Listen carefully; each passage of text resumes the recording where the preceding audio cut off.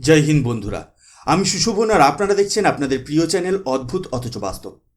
আজ কোনো ভূমিকা নয়, আজ সোজা কথায় আসব। কারণ গত মাসে যা ঘটেছে তা শুধু একটা বাণিজ্যের খবর নয়, এটা একটা জিওপলিটিক্যাল ভূমিকম্প।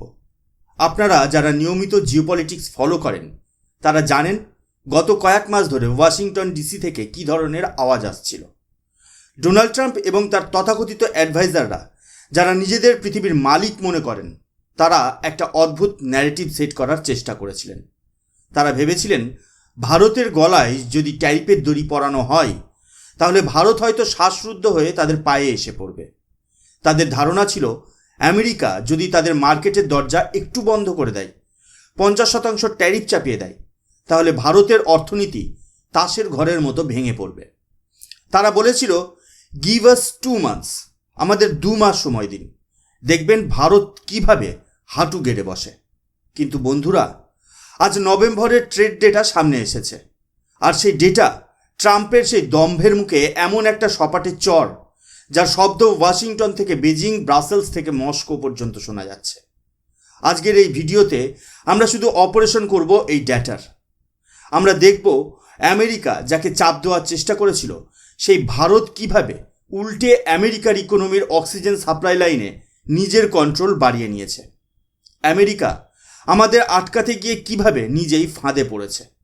এবং সবচেয়ে বড় কথা, এই নভেম্বরের পরিসংখ্যান আগামী 2025 সালে ভারতের সুপার পাওয়ার হওয়ার রাস্তায় কতটা বড় মাইল ফলক তা আজ আমরা পোস্টমর্টেম করব। বন্ধুরা, প্রথমে একটু নাম্বারের দিকে তাকানো যাক, কিন্তু আমি আপনাদের বোরিং ইকোনমিক্স ক্লাসে নিয়ে যাব না, সোজা ভাষায় বিষয়টা বুঝুন। নভেম্বরের মাসটা ছিল আমেরিকার জন্য একটা লিটমাস টেস্ট।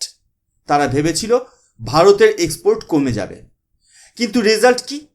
গত 10 বছরের ইতিহাসে, আমি আবার রিপিট করছি, লাস্ট 10 ইয়ার্সে নভেম্বর মাসে ভারত এত বেশি এক্সপোর্ট কখনো করেনি।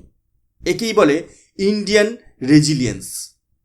নভেম্বর 2024-এর তুলনায় এই নভেম্বর 2025-এ আমেরিকার মার্কেটে আমাদের এক্সপোর্ট গ্রোথ হয়েছে 22.5%। বন্ধুরা, একটু ভাবুন, তারা ভারতের উপর ট্যারিফ বাড়িয়েছিল, ট্যাক্স বাড়িয়েছিল, বাধার পাহাড় তৈরি করেছে। সাধারণ লজিকে এক্সপোর্ট কমার কথা, কিন্তু আমাদের এক্সপোর্ট কমেনি, উল্টে রকেটের গতিতে বেড়েছে। এর মানেটা কি? এর মানে হলো আমেরিকার কনজিউমার, আমেরিকার ইন্ডাস্ট্রি ভারতের প্রোডাক্টের উপর এতটাই ডিপেন্ডেন্ট হয়ে পড়েছে যে তারা চাইলেই ভারত থেকে মুখ ফেরাতে পারছে না। এটাকে জিওপলিটিক্সের ভাষায় বলে স্ট্র্যাটেজিক ট্র্যাপ। ট্রাম্প প্রশাসন ভেবেছিল তারা আমাদের ট্র্যাপে ফেলবে, কিন্তু তারা নিজেরাই ভারতের সাপ্লাই চেইনের জালে পড়ে গেছে। আমাদের ট্রেড ডেফিসিট বা বাণিজ্য ঘাটতি 5 মাসের মধ্যে সর্বনিম্ন পর্যায়ে নেমে এসেছে, প্রায় $6.6 বিলিয়ন। এটা কোনো ম্যাজিক নয়, এটা হলো মোদি সরকারের মেক ইন ইন্ডিয়া এবং পিএলআই স্কিমের গ্রাউন্ড লেভেলের সাকসেস। ব্লুমবার্গ বা রয়টার্সের মতো ওয়েস্টার্ন মিডিয়া এখন হেডলাইন করছে যে ইন্ডিয়া ট্রেড গ্যাপ ন্যারোজ, কিন্তু তারা আসল সত্যটা লিখছে না। তারা এটা স্বীকার করতে ভয় পাচ্ছে যে ভারত এখন আর শুধু সস্তা জিনিসের বাজার নয়, ভারত এখন হাইটেক ম্যানুফ্যাকচারিং হাব। এখন প্রশ্ন হলো, আমেরিকা কেন ভারতের এই এক্সপোর্ট আটকাতে পারল না? ট্রাম্প তো বলেছিলেন তিনি ডিকাপলিং করবেন, কিন্তু বন্ধুরা, জিওপলিটিক্সের ডিকাপলিং শব্দটা বলা সহজ, করা কঠিন। নভেম্বরের ডেটা আমাদের দেখাচ্ছে যে আমেরিকার যে সমস্ত সেক্টরগুলো ভারতের উপর নির্ভরশীল সেগুলো হলো ইলেকট্রনিক্স, ফার্মা এবং ইঞ্জিনিয়ারিং গুডস। আপনারা শুনলে অবাক হবেন, ইলেকট্রনিক্স এক্সপোর্টে 39% গ্রোথ হয়েছে, ইঞ্জিনিয়ারিং গুডসে 25% গ্রোথ। আমেরিকা অ্যাপেল বা আইফোনের ম্যানুফ্যাকচারিং চেইনকে চীন থেকে সরিয়ে ভারতে এনেছে নিজেদের স্বার্থে। এখন তারা যদি ভারতের উপর ট্যারিফ চাপায় তাহলে ক্ষতি টাকার, অ্যাপেলের ক্ষতি, আমেরিকার কনজিউমারের ক্ষতি। ট্রাম্পের পলিসি মেকাররা যেমন পিটার ন্যাভারো বা লুটনিক, তারা ভেবেছিলেন ভারত হয়তো ভয় পেয়ে যাবে, কিন্তু ভারত জানে আমেরিকার নিড এখন ভারতের ওয়ান্টেড থেকে বেশি। ফার্মা সেক্টরের দিকে তাকান, জেনেরিক মেডিসিন। আমেরিকার হেলথ কেয়ার সিস্টেম টিকে আছে ভারতের জেনেরিক ওষুধের ওপর। তারা যদি কালকে ভারতের ওষুধ নেওয়া বন্ধ করে দেয়, আমেরিকার ওষুধের দাম 10 গুণ বেড়ে যাবে, পাবলিক রাস্তায় নেমে আসবে। তাই ট্রাম্প চাইলেও সেই সেক্টরগুলোতে হাত দিতে পারছেন না। আর যেগুলোতে হাত দিয়েছেন যেমন চাল বা প্লাস্টিক, সেগুলো আমাদের লো ভ্যালু আইটেম। এগুলো আমেরিকা না কিনলে আমাদের কিচ্ছু যায় আসে না, কারণ দুনিয়ার আরও 192টা দেশ আছে যারা ওগুলো কেনার জন্য লাইন দিয়ে দাঁড়িয়ে আছে। অর্থাৎ আমরা হাই ভ্যালু আইটেমগুলো আমেরিকার গলায় আটকে রেখেছি আর লো ভ্যালু আইটেমগুলো দিয়ে অন্য মার্কেট ধরছি। This is pure master stroke. বন্ধুরা, এই অংশের আলোচনাটা খুব গুরুত্বপূর্ণ, একটু মনোযোগ দিয়ে শুনবেন। আমেরিকা যখন আমাদের হুমকি দিচ্ছিল তখন ভারত কিন্তু চুপচাপ বসেছিল না। আমরা একটা সাইলেন্ট গেম খেলেছিলাম। নভেম্বরের ডেটা বলছে আমাদের এক্সপোর্ট গ্রোথ শুধু আমেরিকায় হয়নি, স্পেন, হ্যাঁ, ইউরোপের এই দেশটিতে আমাদের এক্সপোর্ট বেড়েছে 181%। আপনারা কল্পনা করতে পারেন 181% বৃদ্ধি। শুধু স্পেন নয়, হংকং, ইউএই, এমনকি খোদ চীনেও আমাদের এক্সপোর্ট বেড়েছে। চীনে এক্সপোর্ট বেড়েছে প্রায় 90%। এটা কি ইন্ডিকেট করে? এটা প্রমাণ করে যে গ্লোবাল সাপ্লাই চেনে ভারত এখন আর কোনো নির্দিষ্ট একটি দেশের উপর নির্ভরশীল নয়। আমেরিকা যদি কালকে দরজা বন্ধও করে দেয়, ভারতের জন্য ইউরোপ, এশিয়া এবং গ্লোবাল সাউথের দরজা হাট করে খোলা। আমেরিকার পলিসি মেকাররা ভেবেছিল তারা ওয়ার্ল্ডের লার্জেস্ট মার্কেট, তাই তারা যা বলবে ভারতকে তাই শুনতে হবে।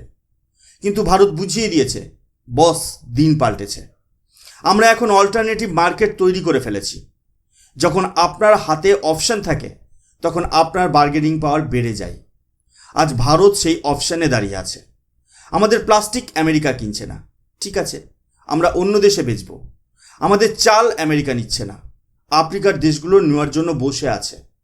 কিন্তু আমাদের ইঞ্জিন, আমাদের চিপস, আমাদের ওষুধ, এগুলো আমেরিকার লাগবেই। আর এখানেই ভারত গেমটা জিতে গেছে। এখন আমি আপনাদের নিয়ে যাব ভবিষ্যতের দিকে। এই ট্রেড ডেটার ইম্প্যাক্ট আগামী মাসে কি হতে চলেছে আপনারা জানেন। আগামী 26শে জানুয়ারি আমাদের প্রজাতন্ত্র দিবসে ইউরোপিয়ান ইউনিয়নের প্রতিনিধিরা আসছেন। এটা শুধু প্যারেড দেখার জন্য নয়, এর পেছনে রয়েছে এক বিরাট বড় জিওপলিটিক্যাল ডিল। ইন্ডিয়া এবং ইইউ এর মধ্যে ফ্রি ট্রেড এগ্রিমেন্ট বা ট্রেড ডিল প্রায় ফাইনাল স্টেজে। আমেরিকার জন্য এটা একটা মেক অর ব্রেক সিচুয়েশন। কেন? কারণ আমেরিকা জানে যদি ভারতের সাথে তাড়াতাড়ি ফেয়ার ডিল না করে এবং ভারত যদি ইউরোপের সাথে ডিল সাইন করে ফেলে, তাহলে আমেরিকার কোম্পানিগুলো ভারতের বিশাল মার্কেট অ্যাক্সেস হারাবে।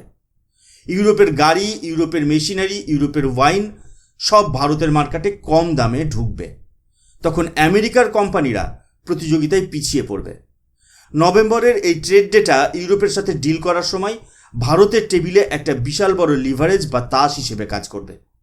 আমরা ইউরোপকে বলতে পারবো, দেখুন, আমেরিকার মতো দাদাগিরি করেও আমাদের এক্সপোর্ট তারা থামাতে পারেনি। আপনারা যদি ভালোই ডিল করেন তো আপনাদের লাভ, আর আমেরিকা যদি গোয়ার্তুমি করে তো তারা সাইড লাইনে বসে খেলা দেখবে। এই যে একটা ডেমোক্রেটিক অল্টারনেটিভ তৈরি হচ্ছে, একদিকে আমেরিকা এবং তাদের প্রোটেকশনিজম, আর অন্যদিকে চীন এবং তাদের মার্কেট ম্যানিপুলেশন, এর মাঝখানে ভারত এবং ইউরোপ মিলে একটা নতুন রুলস বেসড ট্রেডিং ব্লক তৈরি করছে। আর আমেরিকা এখন বুঝতে পারছে তাদের পায়ের তলার থেকে মাটি সরে যাচ্ছে। বন্ধুরা, ভিডিওর শেষে আমি একটা কথাই বলবো, জিওপলিটিক্স শুধু বন্দুক বা মিসাইল দিয়ে হয় না, আসল যুদ্ধটা হয় ইকোনমিক্সের টেবিলে। নভেম্বরের এই ট্রেড ডেটা কোনো সাধারণ পরিসংখ্যান নয়, এটা একটা বার্তা, একটা সিগন্যাল। ট্রাম্পের আমেরিকা ফার্স্ট নীতির বিপরীতে মোদির আত্মনির্ভর ভারত যে কতটা শক্তিশালী, এটা তার প্রমাণ। আমরা কারোর দয়ায় বেঁচে নেই। আমরা আমাদের মেধা, আমাদের ম্যানুফ্যাকচারিং ক্যাপাসিটি এবং আমাদের ডিপ্লোমেসি দিয়ে নিজেদের জায়গা তৈরি করেছি। আমেরিকা ভেবেছিল তারা আমাদের বাউন্স দেবে, কিন্তু ভারত সেটাকে সিক্সার মেরে গ্যালারির বাইরে পাঠিয়ে দিয়েছে। সার্ভিস সেক্টরে $18 বিলিয়ন সারপ্লাস, এটা মুখের কথা নয়। আজ বিশ্ব দেখছে একটা দেশ যে কোনো ব্লকের বা কারোর ধমকির পরোয়া না করে কিভাবে নিজের স্বার্থ রক্ষা করতে জানে।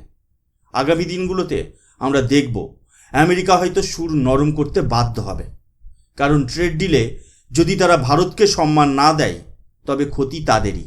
ভারত তার পথ খুঁজে নিয়েছে এবং এই যে নতুন জিওপলিটিক্যাল রিয়েলিটি, এটা আমাদের প্রত্যেক ভারতীয়র জন্য গর্বের বিষয়। আপনাদের কি মনে হয়, আমেরিকা কি তাদের ভুল বুঝতে পারবে, নাকি তারা আরও কড়া হওয়ার চেষ্টা করে নিজেদের ক্ষতি ডেকে আনবে। কমেন্ট সেকশনে আপনাদের মতামত অবশ্যই জানাবেন।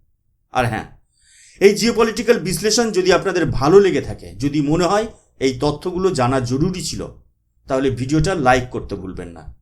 বন্ধুদের সাথে শেয়ার করুন যাতে তারাও আসল সত্যটা জানতে পারে। দেখা হচ্ছে পরের ভিডিওতে আরও কোনো অদ্ভুত অথচ বাস্তব বিষয় নিয়ে। ততক্ষণ পর্যন্ত জয় হিন্দ, জয় ভারত।